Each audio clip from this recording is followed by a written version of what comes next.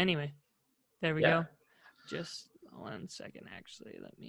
There we go. Okay, I hit record. All right. What's up, everybody?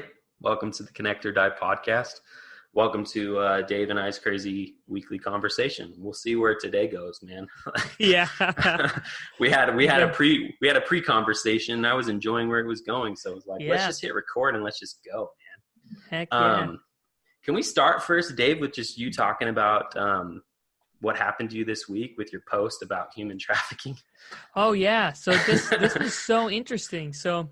And not to call in, we're not meaning to call anyone out or like get I'm not even going to say who it was, and I made it so you can't even. I made it so the post wasn't taken down, but it's more difficult to find just so we can.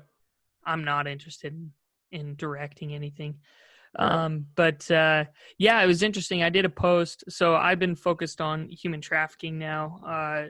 This has been a side thing for me that's been kind of in the background, but it was pulled to the forefront for me.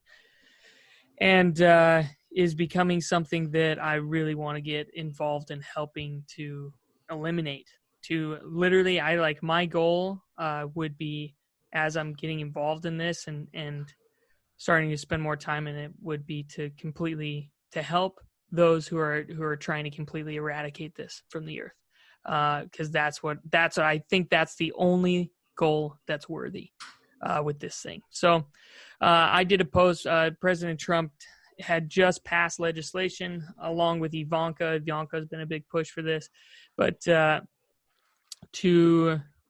just passed a huge thing on ending human trafficking. And there's been some huge strides toward that. And so I did a post like, hey, thank God for this president. This was a good move. If nothing else, my hardcore Trump haters, you gotta at least give him this. And man, holy cow. No, they can't. Yeah, they can't give him that. Trump haters can't give him that. No, and it was so interesting because I had one friend that posted, he's like, well, it's good that a sexual predator is attacking sexual predators. And I was like, dude, this is not the same thing. We're not talking about. It's like a sexual predator on this level versus sexual predator on somewhere out there in left field. Right. There is a very large spectrum between somebody who is, who is hitting on women or making them uncomfortable or doing something like that versus. Well, you used a specific phrase. Yeah, I said handsy. You said getting handsy. Yeah, I'm getting handsy. So being overly aggressive, and obviously not a good thing. Right. Obviously. You don't condone that. No, I would never do that. I'm not. I don't think that's a good thing. But I'm talking, and what I was talking about in the post was slavery, sex slavery, and human trafficking. That this is an attack on human trafficking, and I'm talking about human trafficking not to adults, engaging in something that maybe one of them doesn't want.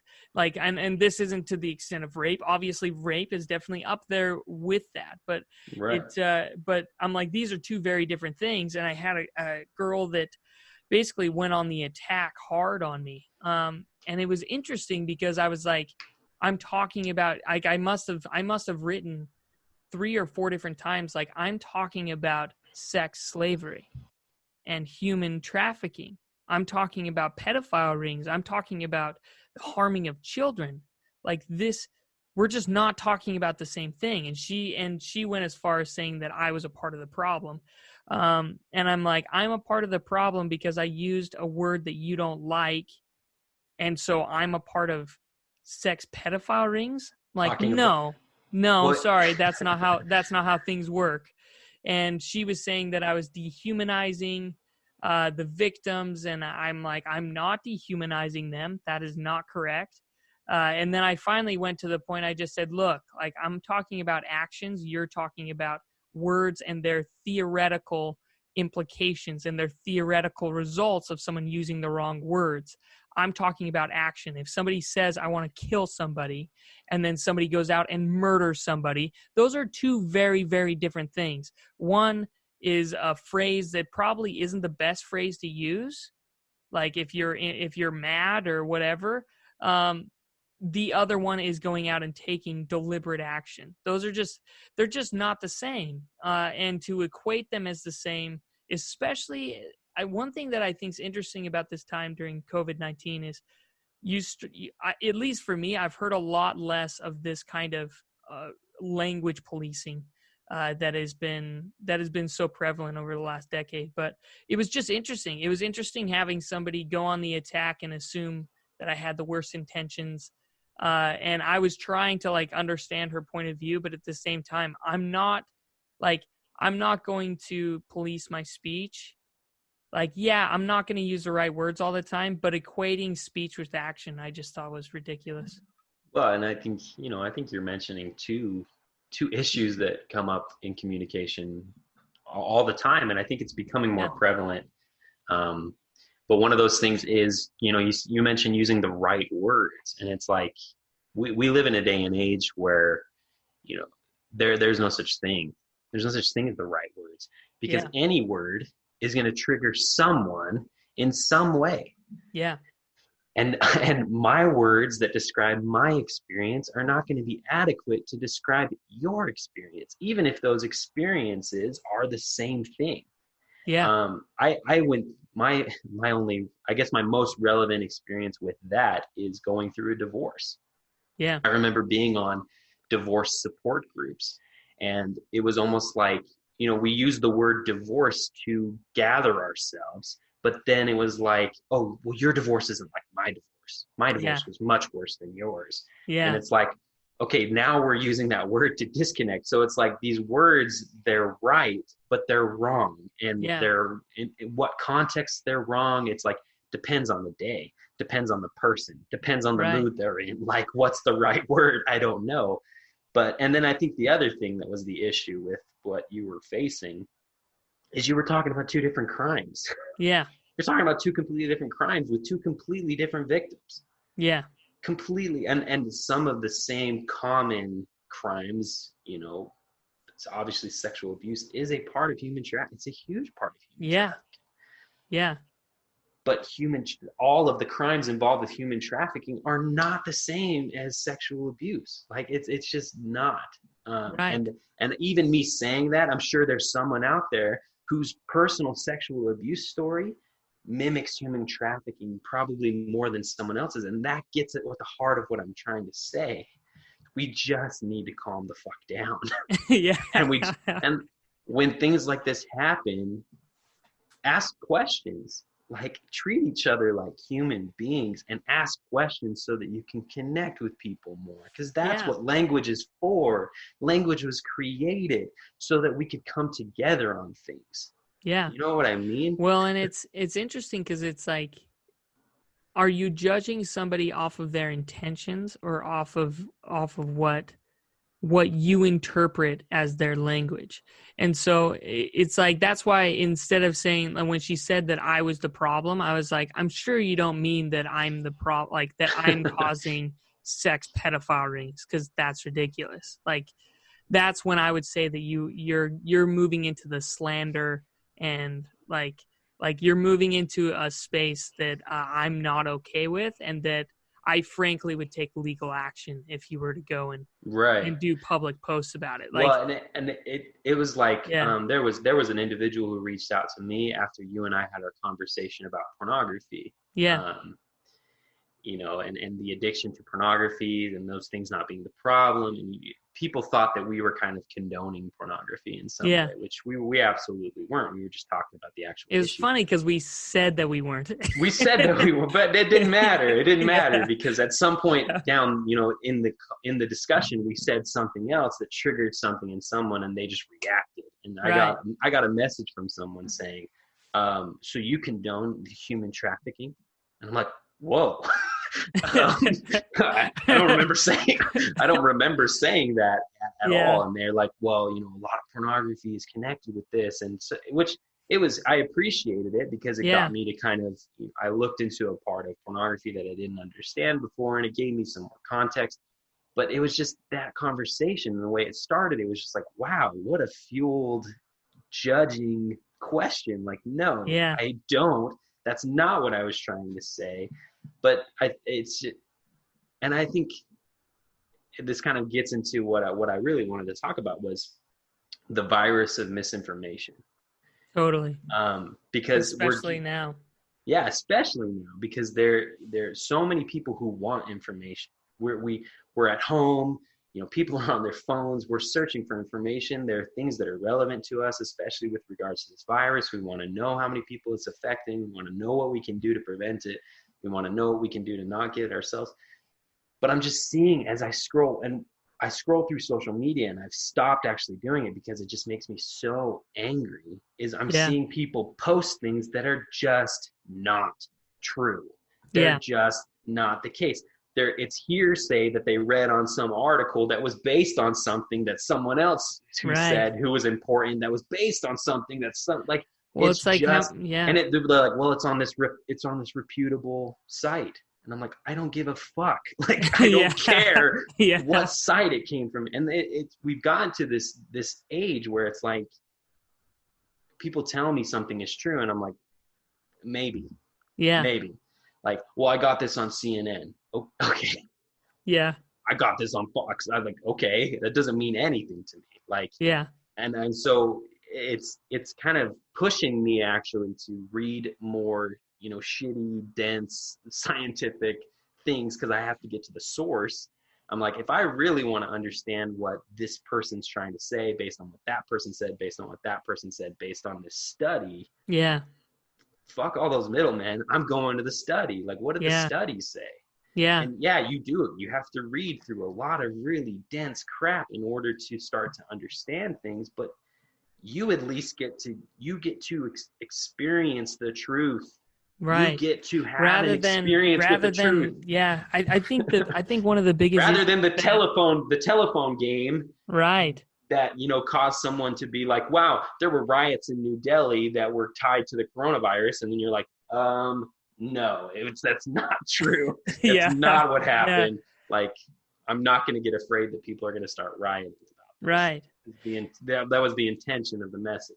Right. And it's interesting because like for example, I remember there was one like this that I looked into. It said, that they're deregulating these power companies so that they're not as eco-friendly.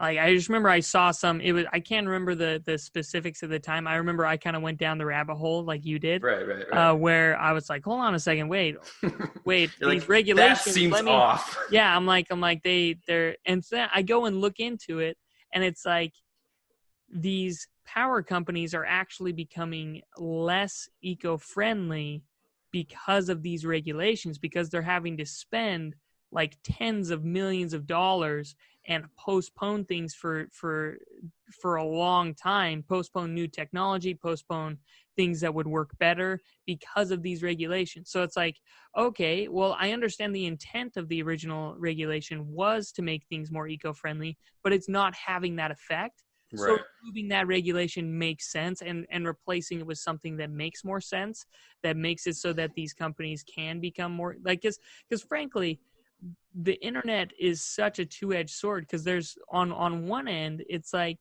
Coca-Cola can't keep destroying people's water supply over in India and people keep buying their product. Like, eventually people are going to stop buying the product because they know that other people are not able to drink usable water in India. They're like, dude, I'm not going to support you. Like Natalie and I, even with, we stopped eating fast food. Which was a benefit. It's never a bad idea. Yeah.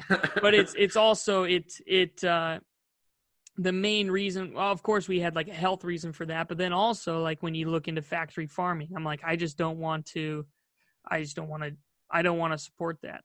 Now, we did eat at one fast food store because we had no other choice and the girls were hungry. So it's like, well, okay, well, there's nothing we can do about it, I guess, like, because it was another 45 minutes till we could find another place to eat. So didn't really have any other choice.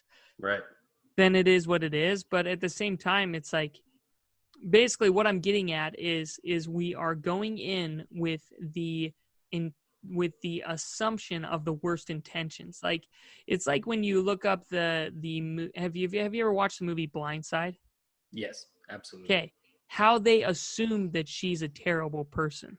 Right. That, like, you brought this kid in just because you wanted your school to do well. Like, when that may have not been the person's intention. The intention may have been really good, and the outcome may be really good. But if you go into it assuming that everybody is bad and that their intentions are terrible, which, frankly, like, there are times, like, I have to get to the point where I'm like, okay, I don't think this person has good intentions. But I'm always, especially at the beginning of a conversation or a relationship, I'm always going to assume that the person has good intentions, even if they're saying stuff that I disagree with, even if I vehemently disagree with what they're saying. It's like, okay, well, what's their intention? Like, what's someone's intention that looks at, I'll give an example. We're going to get a little bit into politics. I hope that's okay. But, like, the Green New Deal, right? Sounds really good. It sounds really good. But to end all travel and to all air travel and to turn all cars in the next decade from petrol and gasoline cars into electric cars is ridiculous. Like, that's ridiculous. That's not going to happen. And so, or like, if you want to, like, the abortion debate would be an interesting one as well. It's like, for me, obviously, my number one, I disagree with it across the board morally for me, because it's a really uncomfortable subject. But when you're talking about legislation, you're probably going to have to hit somewhere in the middle. It's like, dude, at 20 weeks, that baby has a heartbeat. It feels pain. Its cognitive features are starting to come online. By 24 weeks, it's thinking its own thoughts. Like, it's like that, I think, is wrong. Now, if it's 2 weeks in, I still think it's wrong. But if we're talking about legislation, we're going to have to hit somewhere in the middle. Right. And where people get so emotional about these things is they assume that, like, oh, so you're going to completely remove someone's, women's rights. And it's like, no, I'm not interested in doing that either.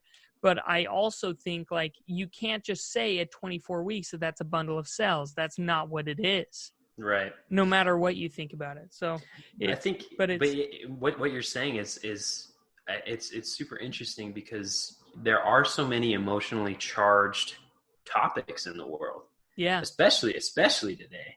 And with, the advent of social media, these emotionally charged opinions are they're in our faces more.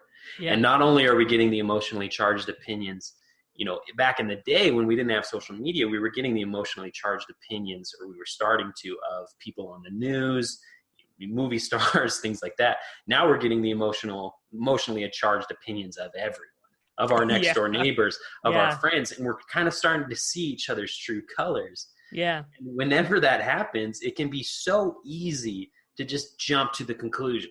Yeah. Our first gut reaction of what that person is saying. Now, I think there are two sides to this story. Totally. When we're talking about websites, when we're talking about news outlets, when we're talking about anyone who makes money based on how many people are viewing that thing, you have to understand they are emotionally charging those things on purpose. Yep. They are purposefully choosing the most emotionally charged language to catch you. Especially on the title. Like, what I find interesting, the title, it's all about the title now. Like, you get into, I can't tell you how many articles I've read where it's like, here's this huge, like, ground-breaking thing, and then you get into it and it's really benign. It's really like, are you serious? Like, and it kills the credibility. It's kind of interesting, because when I was starting to post more on social media and do stuff like that, I actually used to use much more catchy titles. I don't do that anymore at all. I'm like, that's stupid. For me, it's like, that's a complete waste of time. And not only that, I'm like, I can put some emotionally charged title up there. And even if my article after that or what I wrote after that is really good, I'm losing my own credibility, and I'm losing the people that are reading it, because I'm doing the same thing that I hate. It's like, right. I realized that, like, I did that probably on 2 posts, and I was like, this is stupid. I'm not doing this anymore. Right. Well, but it is a game. Business is a game, and it's about getting people's eyes. That's what they're wanting. The more eyes they can get on something, the more money they'll make. Right. If I think of, our podcast and what we're doing recently, the episode that you and I put out that had the most response in terms of eyes was the one that we just labeled COVID. We threw it out there because we had talked about it, but it was so relevant and so many people were thinking about it and looking for it. And it was such an eye-catching thing that one had way more, I think 4 times more views than our most recent one about human trafficking, which I actually think was more powerful and more relevant. And I wish personally would have gotten more eyes than the other one. Now, could we have put some fancy title on it to make people? Yeah, we could have. Maybe. And should we have done that? And, did we have a moral obligation? I don't know. Those are all questions I don't know. But when it comes to information that you're consuming, and then not just consuming, but you're sharing, be aware that those people are trying to emotionally trigger you. So they are going to pull things out of context purposefully. Yeah. They're not going to give you the whole story purposefully. They're going to take the most emotionally charged part and they're going to throw it up in the title, and then they're going to talk about some of the details. Yeah. But the source that they actually drew it from, you're going to go to that thing, you're going to find a much less sexy title, and you're going to find much less sexy content. Yeah. But you're going to find more truth. And I just, my message with regards to misinformation would be anything, it would be, as consumers, we need to show people that we are not interested in what is emotionally charged, what is drama fueled. We are interested in the truth, to the point that we will go and we'll read boring source material. We will bypass all of your bullshit because you're just trying to get eyes. You're just trying to, seriously, it gets to the point where the only word I can use is you're trying to manipulate my emotions in order to get me to click. Yeah, in order to get advertisers to give you money. So it's like it's a dying. It's a dying. The sign of a dying industry is when they're just scraping and grabbing on. And like there are some extremely. The hardest part is the best journalists are the ones who are getting the least views right now. Right. Unless they've been doing it for like a decade. You know what I mean? If somebody's been delivering like accurate news for a long time, and you follow that one person, then that person is going to start crushing it in the next 2 to 3 years. But the trouble is they're all playing short-term gains.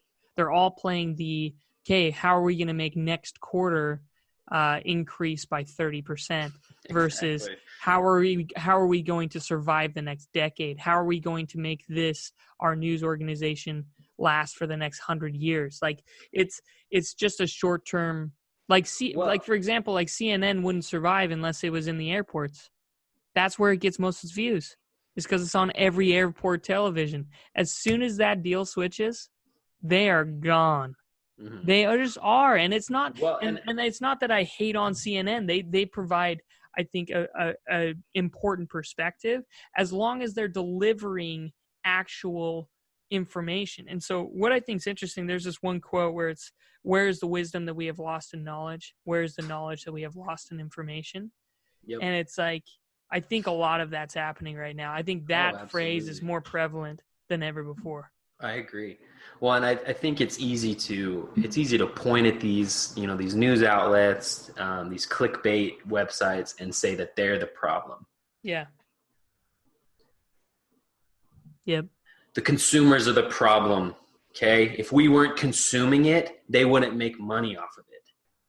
So if we want to change the discourse, if we want to heighten the level of information that we're getting, we need to consume higher quality information. We need to show these people that we're not going to keep, I mean, I was going to say, we're not going to keep watching Keeping Up with the Kardashians. Yeah. We're going to go after the things that matter, the things that have substance, the things that have truth. And if we get a whiff that there's not truth in it, if we read a headline and we're like, you know, New Delhi coronavirus riots, and we're like, something seems off about that, we're going to question it. Yeah. We're going to question it. We're going to get to the heart of it. Now, so there's that with regards to media. Now, let's talk about our personal interactions with people on social media. Yeah. If someone says something that is emotionally charged, or you read it and it emotionally charges you, like what happened with you, Dave, and that you said handsy, and for whatever reason, that woman felt like you were belittling the plight of victims. Yeah. She was emotionally charged by a word that you were not using emotionally charged. Yeah. Same thing. Question. Just ask a question. Don't jump to conclusions. Don't jump to the emotionally charged, ask a question to the person. Hey, what did you mean when you said this? Hey, why did you say it this way? Hey, what are you actually trying to say? Seeking to understand before being understood. And so I think that's a I love the quote that you shared. I think that it's true. And I think the way that we combat that is exactly what I just said. Seek to understand. Seek to understand.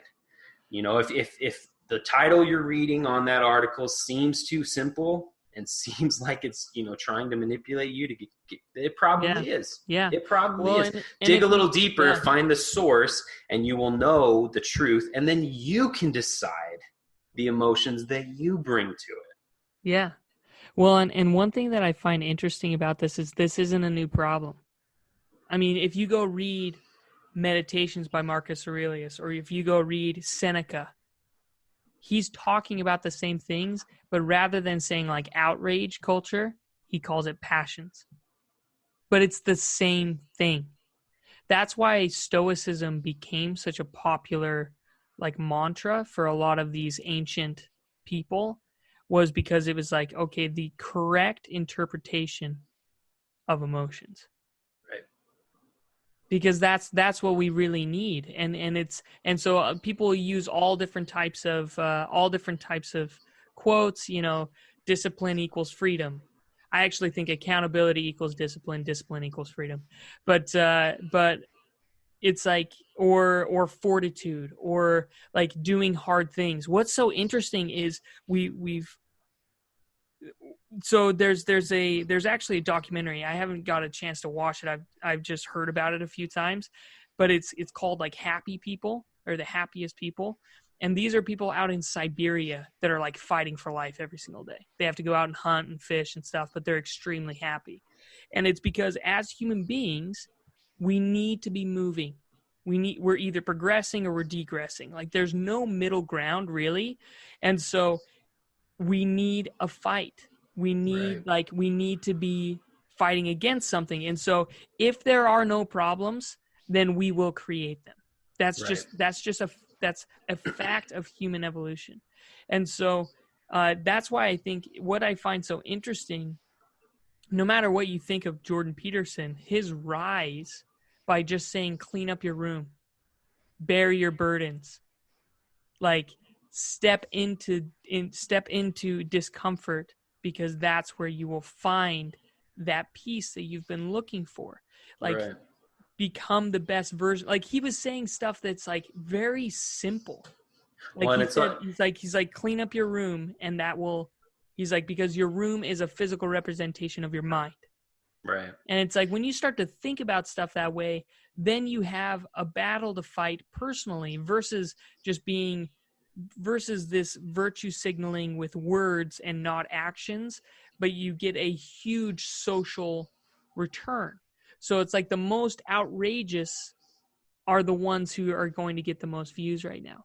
And those views turn directly into advertiser money. So it's like there is right now within our social structure, there is a financial and social incentive to be outraged, to react with passions, to not take things out of context purposefully, and dissect people's language to make sure that they're doing it right. And what's been interesting is I'm reading 1984 right now.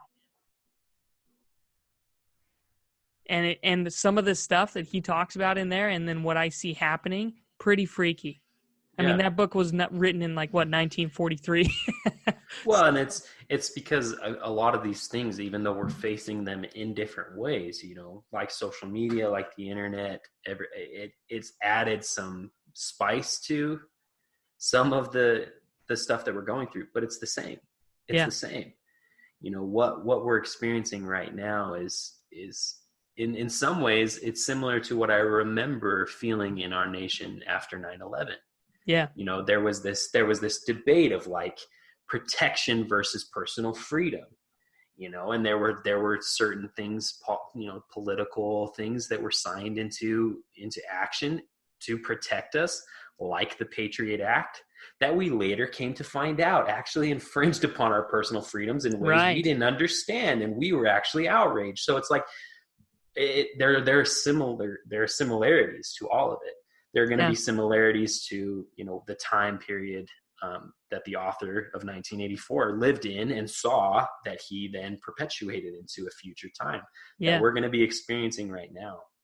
Well, I think the policing of language, it's okay if we say hey, socially, you shouldn't use this word. Fair enough. If you're saying you can't use this word, then we have a problem. Right.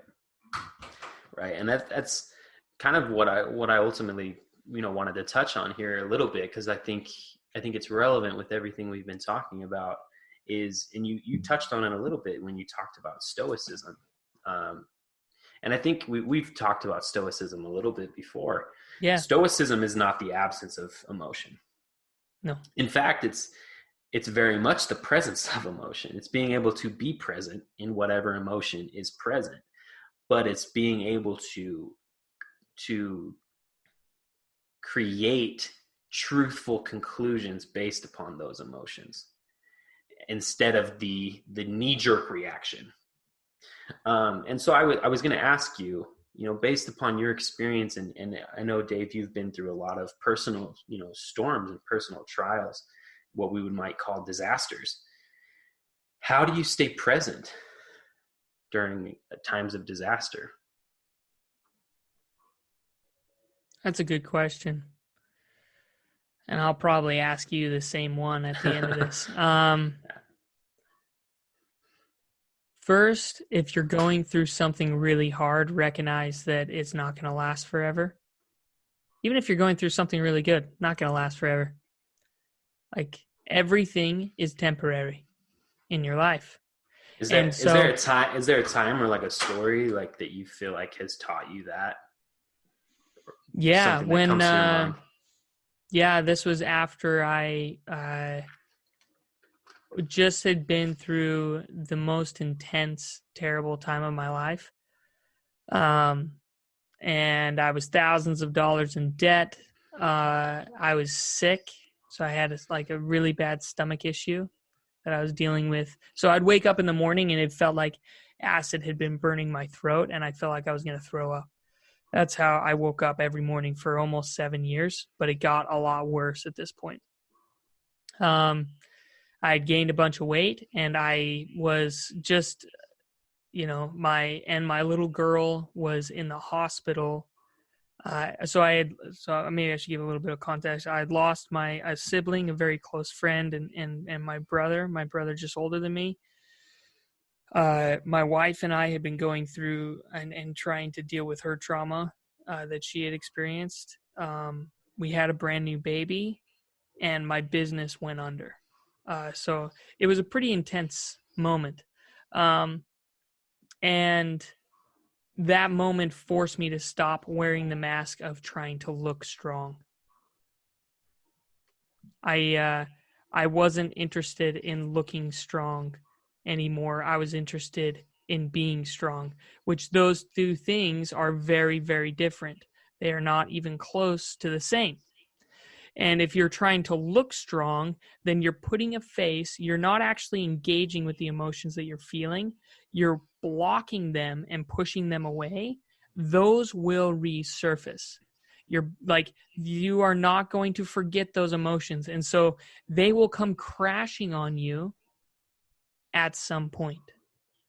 And so the question, how do you weather the storm? I think first of all, kind of go to what David Goggins calls your cookie jar of stuff that you've been through.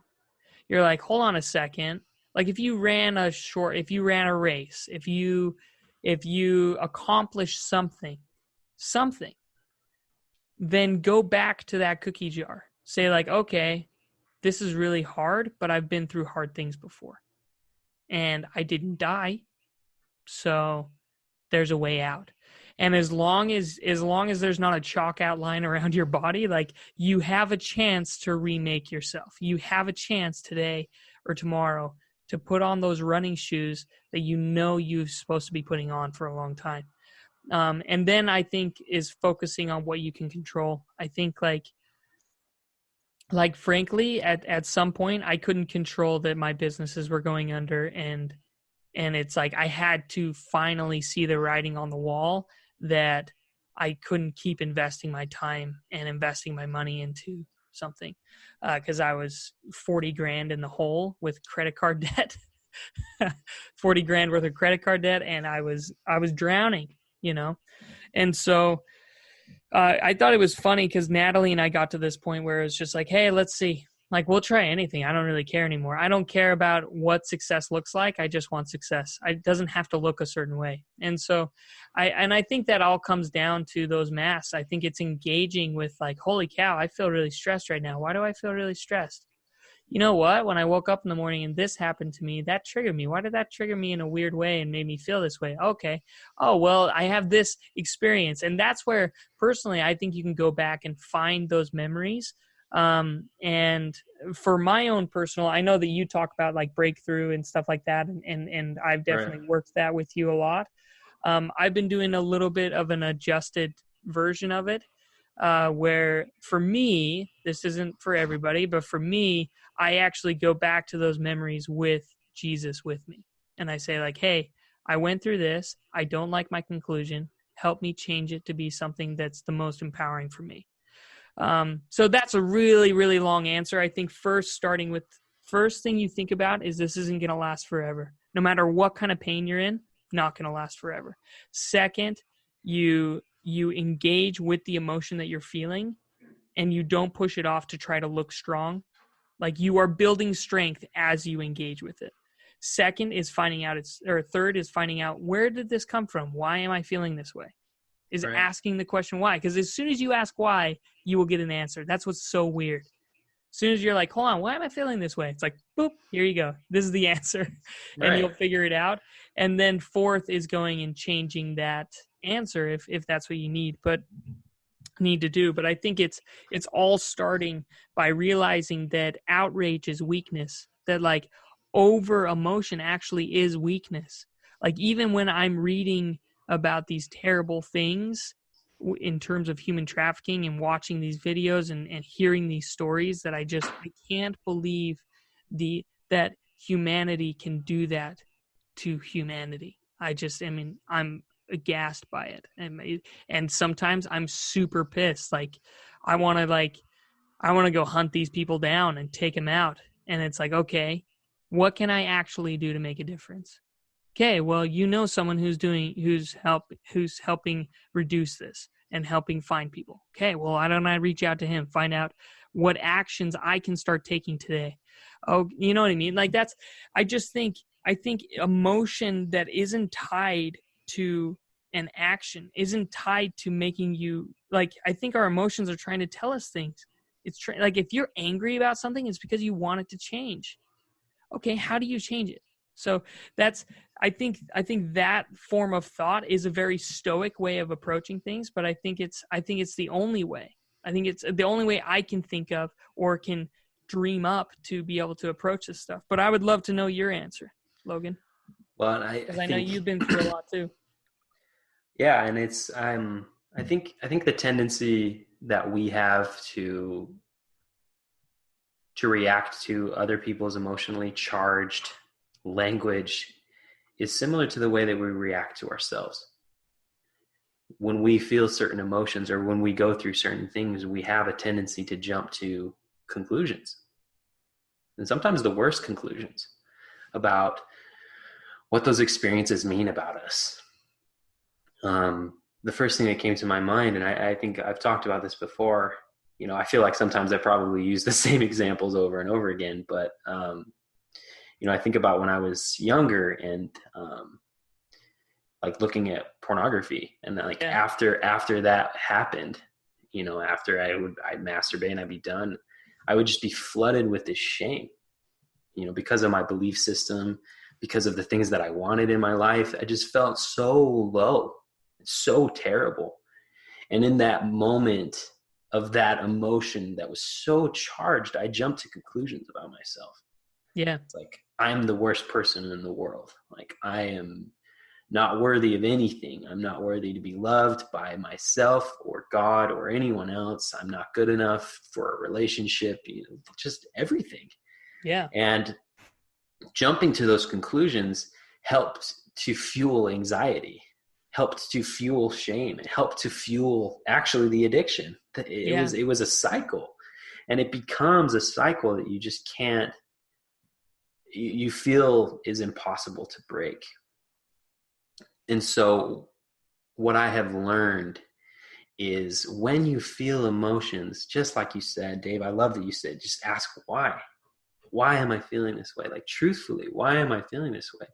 And if you're willing to do with yourself the same advice that we gave in terms of engaging with, some post that someone makes or some article that you read, and just ask questions so that you can start to understand yourself just a little bit deeper, you begin to gain an awareness. You begin to understand who you really are, and it brings you to the present moment. It helps you to anchor yourself in what is actually going on, rather than, wow, I'm shit, I'm unlovable, therefore I'm never going to be in a relationship, my relationships are all going to fail. Like, that's when you start to get overwhelmed, is when everything starts to flood you and you start to get pulled into the future, things you can't control, things that are way outside your control, and you start to feel overwhelmed. And I can see it. I can see it. One of the reasons why recently I can't be on social media is because every post I'm seeing is just filled with that energy. Yeah. People are in fits about what is going on and what it means about them and what it means about our country and what it means about like the end of days and like all this. People just need to calm the fuck down.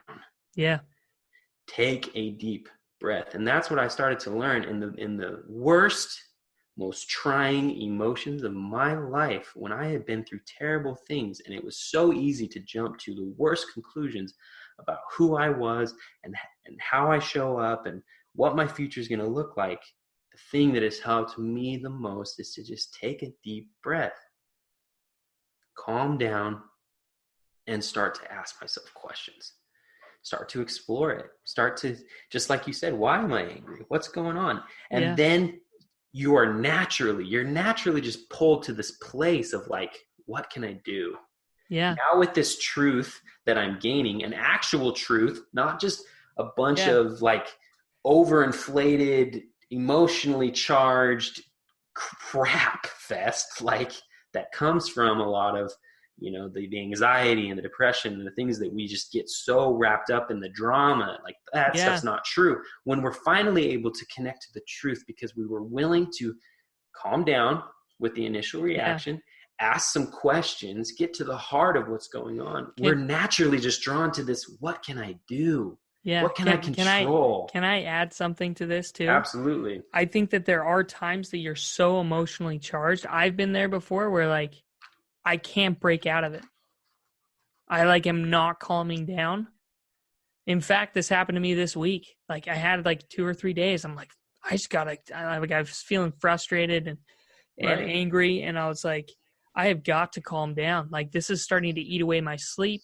This is starting to really mess with me. And so I went in the shower it was funny because I took a hot shower and I'm like, okay, all right, like trying to calm down. I'm still pissed. And I was like, dude, you know what you have to do. And so I turned the shower off. I go to get out and I'm like, dude, you know what you have to do. And you didn't want to, did you? No, not even a little. I turned around, I went back in because the water out here is cold that comes out of the shower, like colder than in winter when I was at home in Utah. I was so surprised, but awesome. Or maybe it just felt that way. Maybe it just felt that way. I turned it to freezing cold. Plus, we have like a huge shower head. I had a teeny one before. So I turn it to cold and shock my body. And I'm like can't breathe, calm myself down enough to be able to breathe through the cold water, turn it off. And guess what? Then I could start asking the questions because I had to get myself out of that state. I was stuck in this emotional vibration of anger and frustration and lack of control and feeling helpless. All of those things that aren't good emotions to have, not necessarily good emotions. They're not helpful emotions to have at the time, especially over a long period of time. You have to break the pattern somehow. Get to the truth. To get to the truth. Yeah, and that's what I noticed that even with my little girls, like they'll get so upset, especially if it's in the middle of the night, and I have to break their pattern in order to get them to calm down. My little girl this morning was freaking out. She's screaming and crying, and I finally had to. I do this thing with my hand where I make a gun like a cocking sound, like a, you know what I mean, with my hand, and they know that a tickle's coming once I do that. So it's and once I change their state, then they're fine. And kids are constantly living in the present, so they're a great example of that. And so I think when we get to that point where we're emotionally charged, if you can't break out of your emotion, then I'm going to hijack your brain right now. You got to go take a cold shower. That's your only choice. If you can't break out of an emotion, go turn the shower to as cold as it goes and step inside of it. But Dave, I don't want to do that. I don't like I don't like cold water. Nobody likes cold water. No one enjoys that. That's what drives point. That drives me the most crazy. They're like, when I was doing cold water all the time, and people were like, I don't like cold water. Like, oh, do you think I do? Am I like a sadist? What the heck is wrong? Like, no, nobody likes it. But I do like what it does because it pulls you out.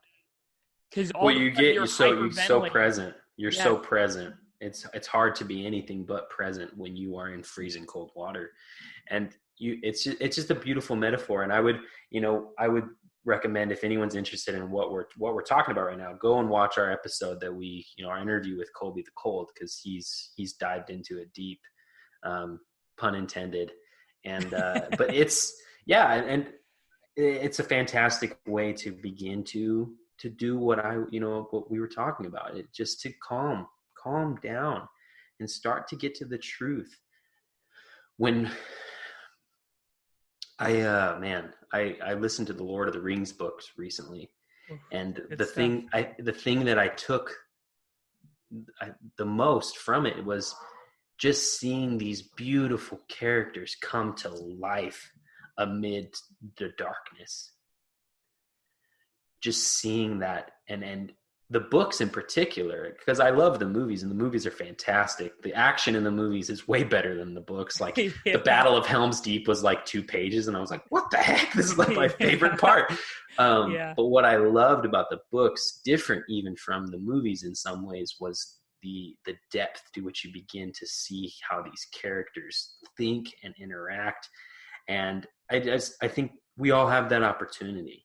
At every moment in our life, we have that opportunity. In the world today, there are disasters. There's darkness that seeks to gain our attention all the time, constantly.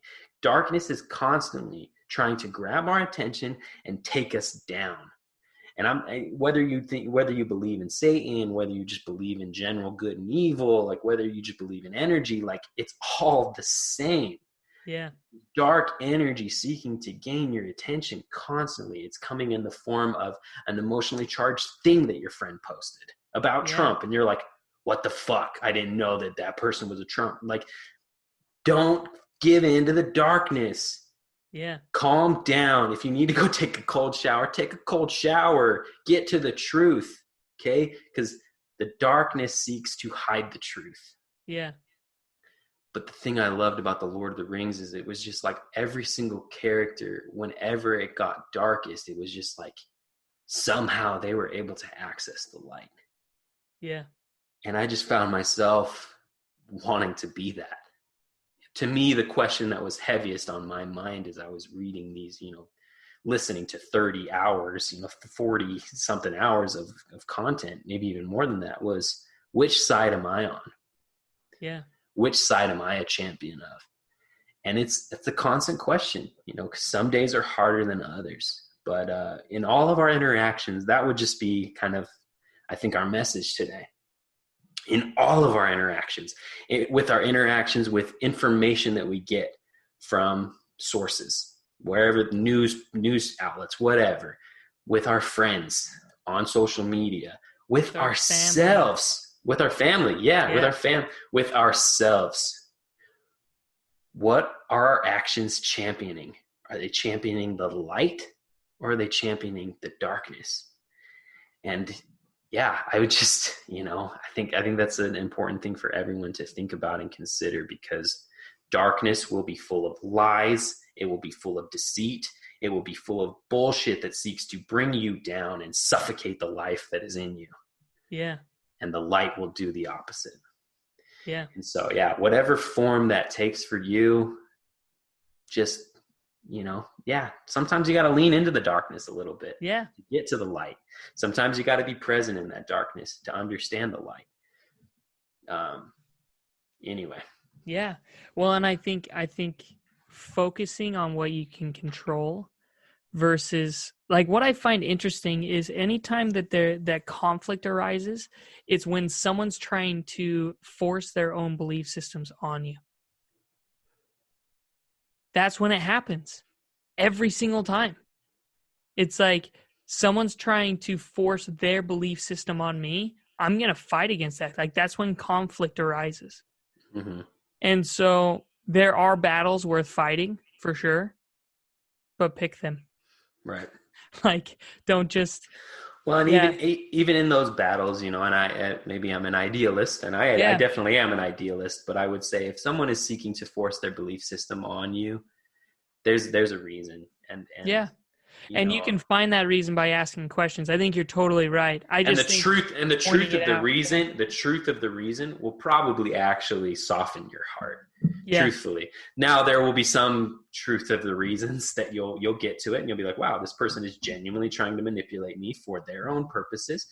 And you can do with that truth what you will. You'll decide to maybe not interact with that person. Yeah. But, anyway, outrage I've never really seen it lead to good things. I mean, maybe you can channel outrage into fighting evil in a way. I don't know, but dude, I think at the end of the day, it's like what I posted the other day. I just think outrage is weakness. I just think it is. Like, now that doesn't mean that there aren't times that it's worth being outraged. Like, what blew my mind is, like, people got more outraged at me using the wrong word and not human sex trafficking. That blows my mind. My mind. I am baffled by that. And so what's that's interesting. What you chose to comment. Out of everything I said, that was what you chose to comment. Yeah.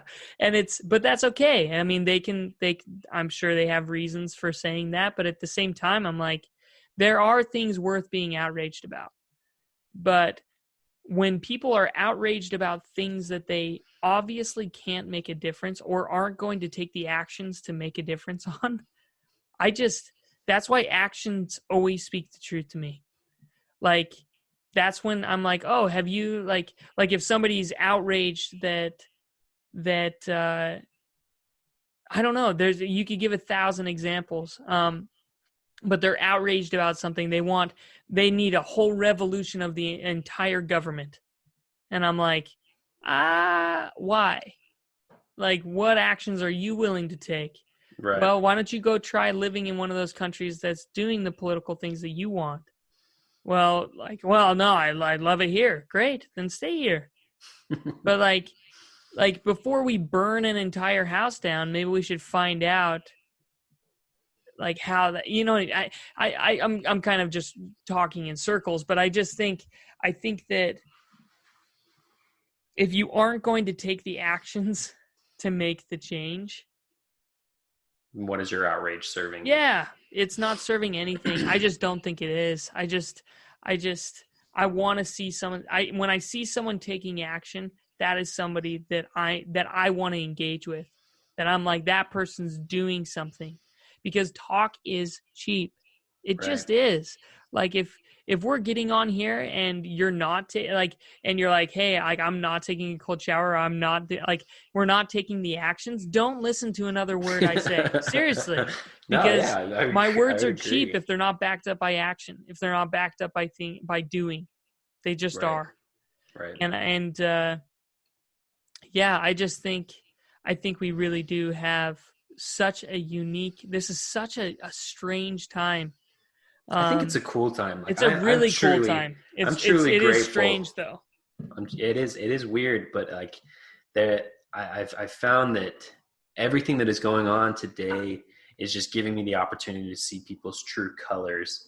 And, maybe that's me jumping to conclusions. Maybe I'm not asking enough questions. I don't know. But I just think that you're seeing people. You're seeing people right now in ways that you haven't seen them before, because disasters will do that. Disasters will show people for who they truly are. Yeah. But yeah, that's, I think, do you have anything else really to say? Like, I don't know how to wrap up this message, but yeah, I just think take a look at yourself and what actions are you taking? That's my biggest thing. Like, if you're outraged about something, like, I don't think activism's going to really make a difference. Like, I just don't think it will. There are time to have a march.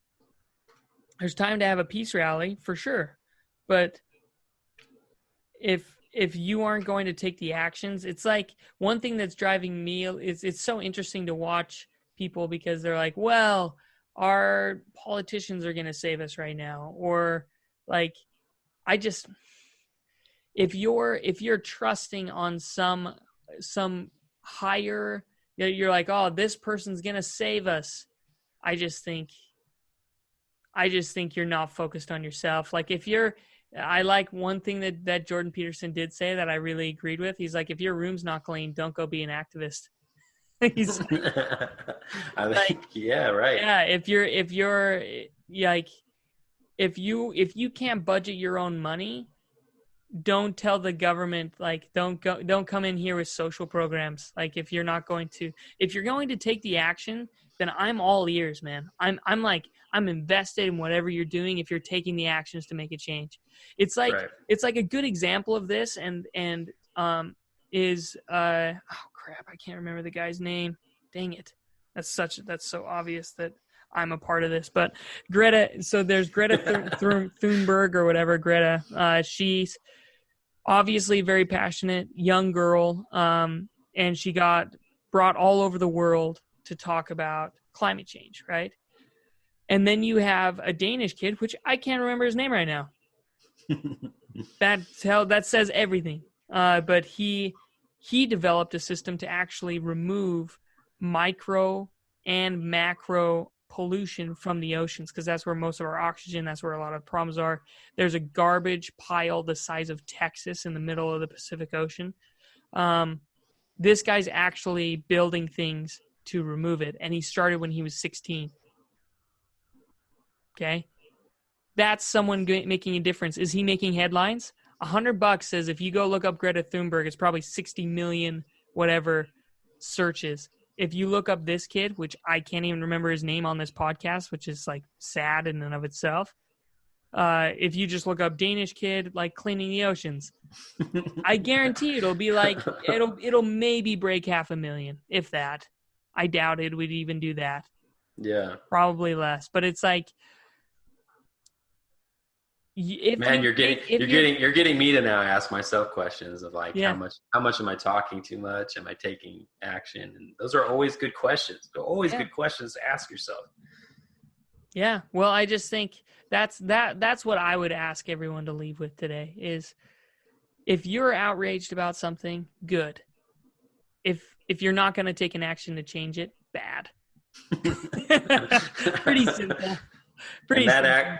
That action shouldn't be commenting on someone's post and calling them out. Unless you're going to ask them a question to help them clarify what they're talking about. And dude, I've been, I'm the libertarian, like Second Amendment loving side of me definitely has been one that has just wanted to outrage and comment on people who think like, who are posting about like gun control. I'm just like, you're an idiot, and I get outraged too. That's so stupid. Guns are great. But the truth is, I could probably ask them like, hey, like why do you have that position? They're like, dude, I don't want any more kids to die in a school shooting. Neither do I. How do we fix that? What actions can we take today? How can we teach our kids to react? How do we teach them to have fortitude and to think through a problem and how to fix things? Like, how do we do that? Is it taking the guns away, or is it having kids understand what guns are and not having just, because both have, maybe there are merits, you know what I mean? Like they probably have their own reasons for thinking that way. And if I engaged with thoughtful questions rather than like, dude, you're never going to take my guns. You know what I mean? Like that's something personal for me. I react emotionally because I'm like, dude, that doesn't make sense to me. And you're probably just an idiot. No, they probably have a reason for thinking that way. Right. And if I were to ask the questions and take the actions, then we can see a change. Right. So yeah, I think you're totally right, though, man. It's funny because the more you talk about this, the more I think about it. I'm like, oh, yeah, I reacted emotionally this way. I reacted emotionally that way. Well, no, and I was thinking about, areas where I'm, maybe more talk than I am action and trying to remedy those things. And they're all important questions to ask yourself and to be willing to engage in with other people. Anyway, well, thanks, man. I always appreciate talking with you and your different perspectives. And one of these days we will have some conversations about, guns and maybe. Dude, I would love to. I would love, like, I don't know if I feel like you just undermined everything we're doing when you're like, talk is cheap. I'm like, that's the only fucking thing we do. Like on this podcast, we're just talking. Well, we take, but this is for 1 hour of talk and then a week worth of action. I think that's right. I think there's nothing wrong with that. So, but I appreciate everyone who's hopped on, who's listening to this. Anybody, like I really do appreciate it. Hit us up in the comments on either Facebook or YouTube or wherever you're watching this, or if you're listening to the podcast, find us on social media. We'd love to engage with you. And as always, thanks for joining us on the Connect or Die podcast. Right. We'll see you guys all next time.